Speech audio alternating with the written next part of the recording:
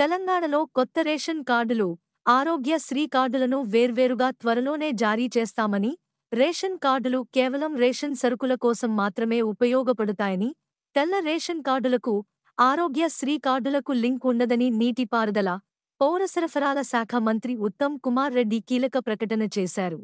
తెలంగాణ మండలి సమావేశాల్లో భాగంగా ఎమ్మెల్సీమర లేవనెత్తిన ప్రశ్నలకు మంత్రి సమాధానం ఇచ్చారు. ఈ సందర్భంగా మంత్రి మాట్లాడుతూ, గత 10 ఏళ్లలో బీఆర్ఎస్ ప్రభుత్వం ఒక్క రేషన్ కార్డు కూడా ఇవ్వని కారణంగా చాలామంది పేద కుటుంబాలు ఇబ్బందులు పడుతున్నారన్నారు. అందుకే కాంగ్రెస్ ప్రభుత్వం కొత్త రేషన్ కార్డులు ఇవ్వాలని నిర్ణయించుకుందని స్పష్టం చేశారు.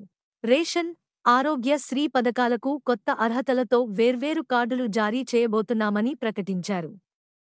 ఇందుకోసం త్వరలో మంత్రివర్గ ఉపసంఘం ఏర్పాటు చేస్తామని, అందరి సలహాలు సూచనలు తీసుకుని పేదలకు మాత్రమే దక్కేలా మంత్రి ఉపసంఘంలో నిర్ణయం తీసుకుంటామన్నారు.